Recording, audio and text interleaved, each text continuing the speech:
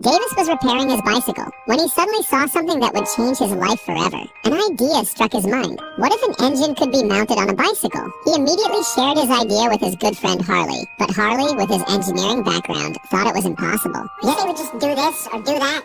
Building an engine, any engine, it's a massive undertaking. This would take metallurgy, combustion science, machine tools, and money, none of which we have.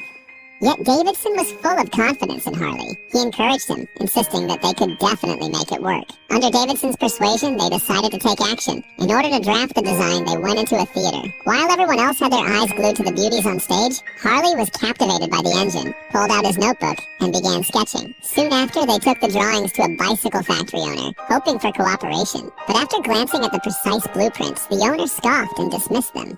We call ours the Davidson Harley Merkle. Ah! My name comes last, huh? You are last to the show, sir. We would give you a majority ownership as well. I get it, kid. But this won't work. Bike frame can't carry the horsepower. With no investors and no money to buy parts, Davidson began secretly stealing small pieces from the factory where he worked. One day, he was caught by his older brother, the supervisor. For fairness' sake, his brother had no choice but to beat him in front of everyone. But in the end, he still secretly handed the parts over to Davidson. At last, they built their very first motorcycle engine. Davidson carefully poured fuel inside and Harley began the ignition.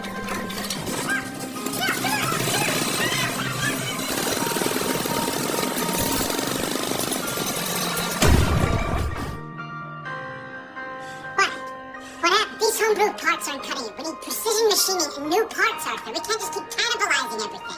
The two of them were broke and couldn't afford what they needed. That's when Davidson thought of his cousin Walter. He was not only a farm owner, but had also worked as a railroad mechanic. If they could get Walter's help, all their problems could be solved. So Davidson had Harley write a letter saying, "We've just built a powerful motorcycle. With it, you can ride to anywhere in the world. If you invest a little money now, you can help us change the world together." Watt didn't trust his unreliable cousin, but since his farm had recently been forcibly taken away, he decided to go back and check it out. When he saw the unfinished bicycle, Walter was furious and scolded Davis harshly. And what is it like? He made the engine. It works.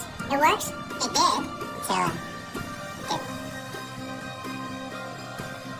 When he saw the design drawings on the wall, he was astonished. Every component, every line, showed Harley's extraordinary talent. As a former railway mechanic, Walter was completely convinced. He began helping them fix problems with stalling engines and chain malfunctions. Walter suggested changing the ignition timing and replacing the chain with a tractor belt. With the plan ready, the three immediately got to work. After a long night of effort, they successfully mounted the engine on a bicycle. The world's first Harley-Davidson motorcycle was born. They prepared for ignition testing at once.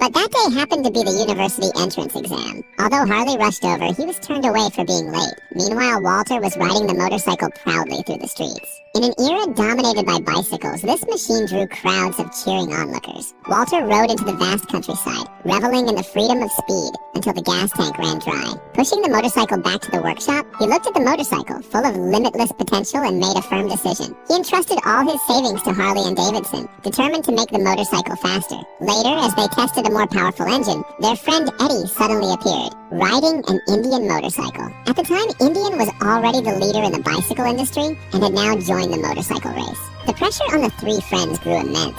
Harley worked on blueprints by day and testing by night. After endless days and nights, they finally upgraded their motorcycle. But one problem remained unsolved. The carburetor always overfueled the engine, causing unstable performance. Just as Harley was pondering a solution, his mother handed him a letter, his long-awaited university acceptance. When Harley told the other two about it, No! Are you kidding me?